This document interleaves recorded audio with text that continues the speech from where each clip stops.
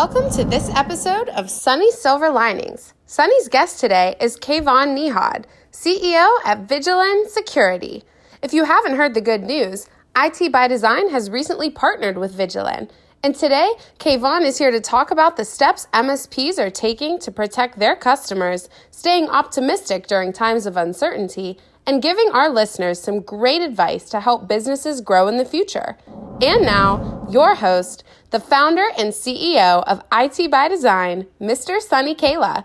Over to you, Sunny. Kevin, thank you so much for joining me, my friend. I truly appreciate you as a friend, as a partner, and thank you. Thank you so much, Sunny. It's truly a pleasure and honor to be here. Yeah, and you know, the stuff that you're doing, the difference that you're making in the channel is really it's important, that work that you're doing for the channel. Because if you look at overall the need of the hour for the world, and especially for the MSP world, it's all about cyber security, right? So there are just so many threats out there, and stakes are high. And we all know the challenges with cyber attacks, and running a managed service company is challenging because customers expect a lot from MSPs.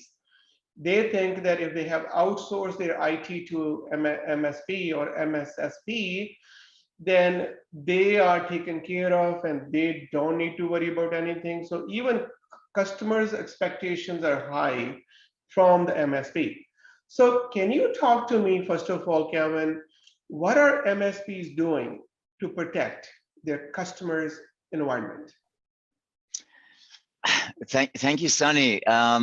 Surprisingly, MSPs are doing a tremendous job, much better than they were a few years ago, not to mention the current world crisis. They have adopted advanced technologies. They have grown beyond expectations.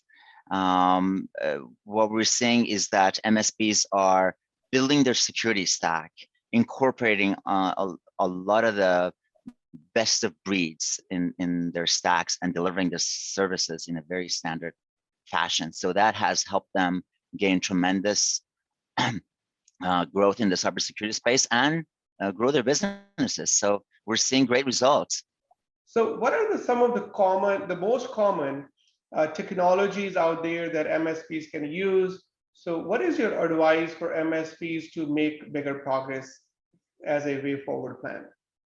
Sure. No, that's true. We're seeing these unprecedented attacks taking place in the MSPs and IT service providers in general, right?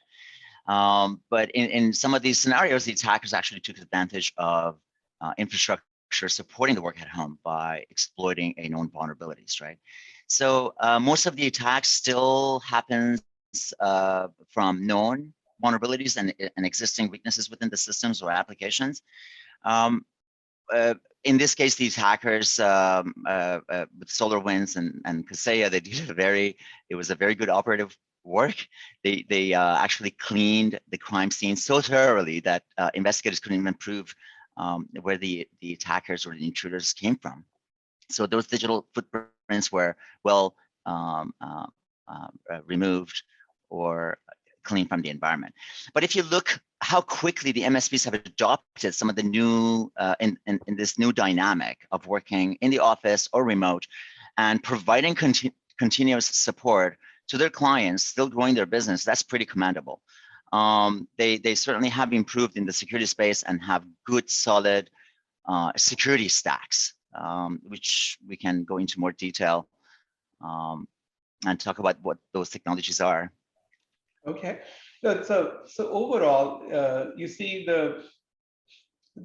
another piece there is that, Kevin, that majority of these attacks are happening against the IT sector, because if they gain access to one MSP, they can gain access to so many different businesses. So there's a lot of value, additional value in getting access to the MSP controls or infrastructure, because they have the structure to remotely manage a lot of other businesses. So there's a lot more kind of, it's more attractive for the hacker to go after these businesses. So I'm going to keep, because it is a challenging space, it is a challenging problem. I'm going to keep challenging you, Kevin, that how can you be so optimistic that things are improving? I know it's there are few metrics that we follow, right? If you look at the we did a survey of about 1,500 or so MSPs in different industries, right? And we looked at the types of technologies they're using. We looked at the types of services they're providing, and we noticed that there are some commonalities among the technologies that they use, right? So if you were to pick the top 5, okay, technologies in their security stack that nearly every MSP has, is comprised of endpoint detections and response, EDRs. You have the email security, you have the backup and disaster recovery, of course, and very good, solid network management operations, right? Being able to identify the vulnerabilities and patch them in time and maintain the environment. And now we're seeing them including security monitoring, right? This includes log management, log analysis, and 24/7 response. One thing we're monitoring, Sunny, is the amount of time that it takes for MSPs identify an intruder, right? So if an intruder breaks into the environment, right, from that point up until the moment whether you identify and then you try to eradicate or contain that incident, it takes some time, right? MSPs have managed to reduce that time by incorporating EDRs, for example, by doing actively monitoring their customers, their clients' environments, right? As a matter of fact, 60% of the incidents that were reported to law enforcement were done by the MSPs and the clients, because now they have actually insight inside their customers' environments, right? Before, they used to get approached by FBIs and law enforcement every time there was a breach taking place against their networks, their environments. But now that's shifting. So MSPs, from that perspective, have better foothold, have better insight. They're more proactive on identifying these incidents and actually taking action. So it's very promising in that regard. But at the same time, of course, the cost of security breach is going up. You're absolutely right. I'm very optimistic that within a year or 2 years, we should have a much better stats on response times and of course the containment, eradication of identified threats. Yeah. So is there any recommendation for MSPs to reduce the cost of data breach and perhaps improve the discovery of their own threats first? Absolutely. As a matter of fact, if you look at the whole life cycle of a security breach, right? Security breach, again, from the moment they enter your environment up until the moment where you identify them and you try to take some action, right? The so-called dwell time, right? Now, this you can reduce the dwell time of an attacker by monitoring it, monitoring the environments, right? This includes your firewalls, your servers, your file servers, your cloud applications, switches, routers, and all the infrastructure devices and cloud, of course, cloud applications as well, right? And then being able to detect some anomaly that is happening in the environment and then respond to it. Now, the response, Sunny, it's a little bit challenging because we work with MSPs, at least in my situation, right? We rely on them to take action, right? So, but of course, some MSPs have partnered with other vendors that manage and maintain their environments, right? So to be able to reduce this dwell time is important to take action quicker, right? You don't have the luxury of waiting for 24 hours, right, to respond to an incident. You want to be able to respond within minutes, if not seconds, right? So having that automated, actually it takes place in 2 fashions, whether it's automated or manual, right? You want to quarantine that user or isolate the device, right? Or have at least some rollback options that is built into your EDRs. And of course, you want to be able to leverage some of the capabilities that are available in technologies such as SOAR, security orchestration, and the automated response that is baked into their SIM platform, right? That can take some action based on findings, right? So they're, they can reduce the costs, they can reduce the response time, they can by leveraging these technologies. I'm very hopeful. I'm very optimistic that that's the path, that is at least the trend that we're seeing in the industry, that is shortening year after year. But of course, the cost has never been this high. As a matter of fact, it went up 10% in the last 7 years.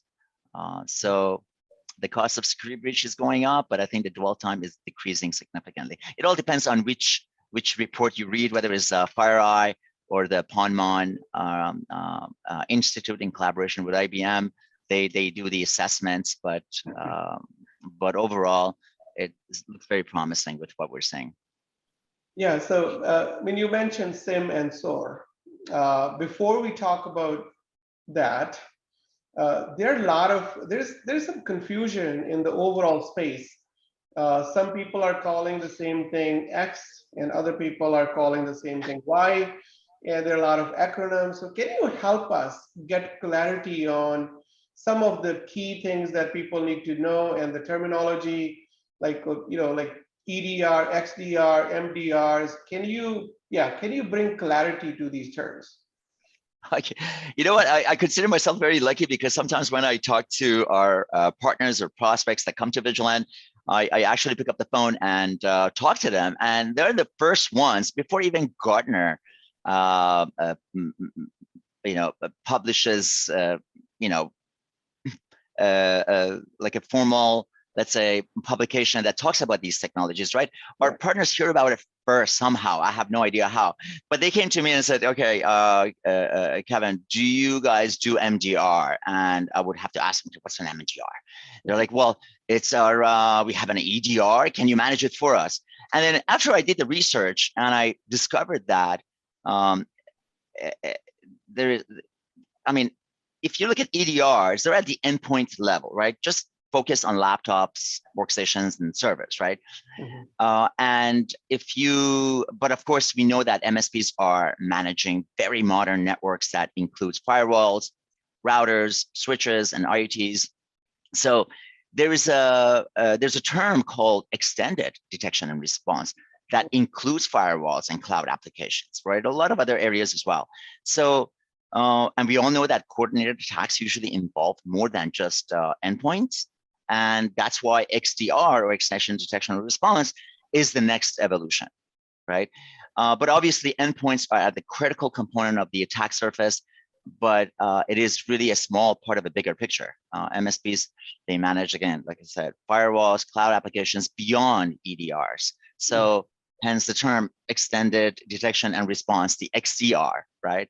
So from my perspective, I think EDRs and XDRs are not mutually exclusive, but complementary to one another. Okay. Yeah. So I know we launched a new product which combines your capabilities and our capabilities. What is the industry term for that, where you're able to detect, you're able to respond, you're able to remediate that problem? And it's like, so how would you describe that? So, I know, because there's a lot of confusion when we talk. So now we know what is an EDR. It's 100% endpoint protection, laptops, workstations, and servers, right? Then if you're talking about firewalls, switches, routers, and other areas, IoTs, then you're talking about extended detection and response, right? Now, if you were to partner up with a third party and say, I want you to come and manage my XDR, obviously the term, and I don't think Forrester or Gartner have defined this yet.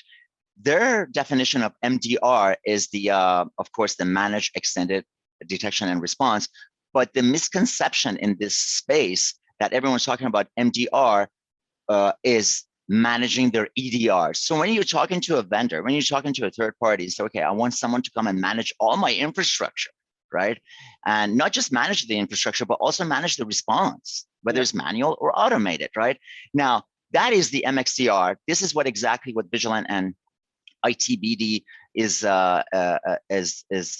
envisioning by integrating these two important components of operations, which is the SOC and a NOC, because ITBD has a strong foothold in the MSP space and all their customers' environments, right? They're managing critical assets, including firewalls, routers, switches, and servers, right? And a lot of user accounts, and as well as EDRs, right? So when a third party, when an organization like Vigilant that does the security monitoring 24/7 and has built a solid product to be able to ingest logs from all these devices, all these applications, all these users, and then being able to identify a threat, right? Now, the action that we need to take would have to be has to have a very seamless flow, right, into another organization that can take action on those findings, right?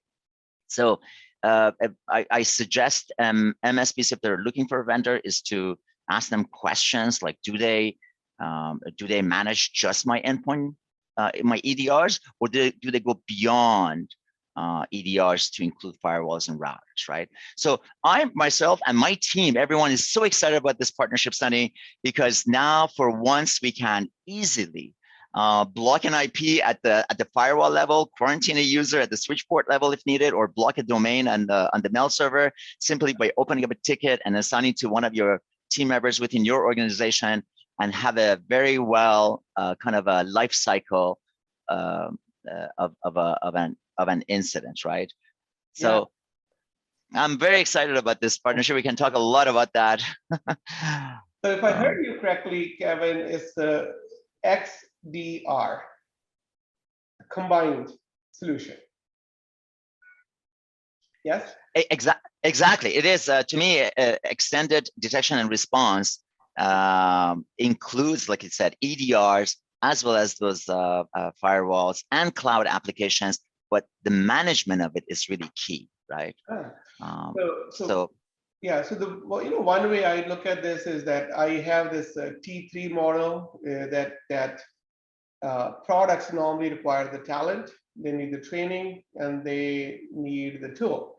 So when we look at the cybersecurity related talent or infrastructure related talent, and we have the best tool, and then we have the trainings with that, which both of us are doing for our partners, and that combines, brings everything together. That now you have best-in-class talent, you have best-in-class security tool, and you have best-in training to empower users and leaders that are leveraging this solution or joint solution, right? So thank you so much, Kevin, for sharing that and coming to my podcast, sharing your wisdom, your experience. You have tons of experience, man, 20 years plus experience. You have worked globally and in New York City, the toughest city and toughest customer in the world. And you are making a difference, my friend. And thank you for coming and investing your time with me. Thank you very much, Sunny. I love to do more podcasts or webinars with you. And I'm sure not just me, everyone here at Vigilant is looking forward to this engagement. We have lots to offer to the MSPs and their clients. And like you said, we're a perfect marriage, right? We can accomplish great things together. So I'm looking forward to this engagement. Thank you. Thank you, Kevin. Thank you so much.